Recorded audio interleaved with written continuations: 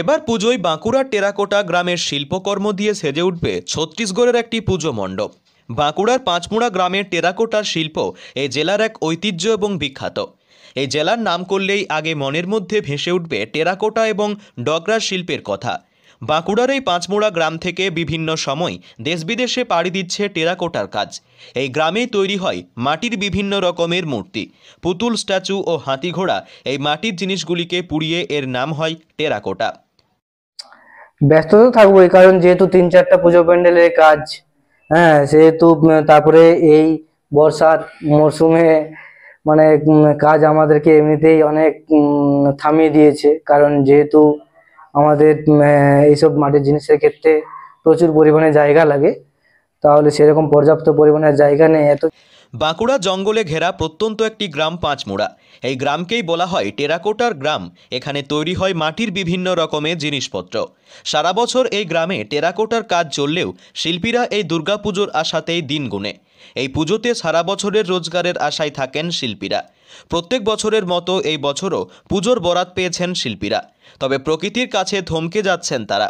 জেলা জুড়ে ভারী বর্ষণের ফলে মাটির পুতুল, স্ট্যাচু, মডেল কিভাবে তারা শুকাবে তা নিয়ে চিন্তায় রয়েছে শিল্পীরা। এত জিনিস প্রোডাকশন হয়েছে আর এত জিনিসের অর্ডার আছে, হ্যাঁ, যেগুলো যদি রোদ ঠিকঠাক দিত পুরাতে পারতাম, সেটা একটা জিনিসগুলো প্যাকিং করে কি স্ট্যাক দিয়ে রেখে দেওয়া যেত।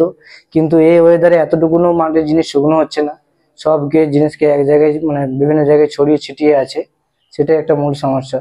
যদি রোদ ঠিকঠাক দিত তাহলে হয়তো একটা জায়গায় মানে জিনিসগুলো শুকনো করে একটা জায়গায় স্ট্যাক দিয়ে রাখতে পারতাম। এবার পুজোয় বাঁকুড়া টেরাকোটার শিল্পকর্মে সেজে উঠবে ছত্তিশগড়ের একটি পূজা মণ্ডপ।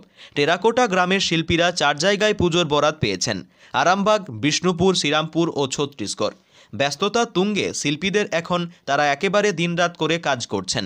নিপুণ সূক্ষ্ম হাতের ছোঁয়ায় তৈরি হচ্ছে অসাধারণ মূর্তি। তবে প্রাকৃতিক দুর্যোগের কারণে মাথায় হাত শিল্পীদের। কিভাবে কাজ কমপ্লিট করবেন তা নিয়ে দুশ্চিন্তায় রয়েছে শিল্পীরা।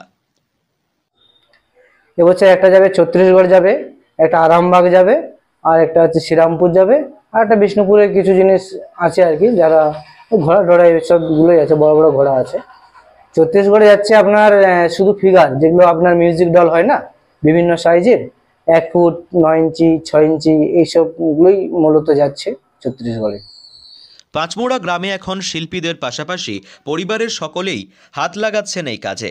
ছত্তিশগড়ের মণ্ডপ সাজানোর কাজে ব্যস্ত এখন সকলেই। মাঝে মাঝে বৃষ্টি হলে চিন্তায় রয়েছেন শিল্পীরা, কারণ কাঁচা মাটির মডেল সেগুলো রোদে শুকোতে হয় এবং বড় ঘরের মধ্যে রাখতে হয়। তাদের কাছে এই পরিমাণ জায়গা নেই, তার উপর আবার বর্ষার ওয়েদার। তাই একেবারে জোর কদমে চলছে টেরাকোটার কাজ। একেবারে শিল্পীরা নেওয়া খাওয়া ভুলে কাজ করছেন। বাঁকুড়া থেকে অনিকেত বাউরির রিপোর্ট, লোকাল 18 বাংলা।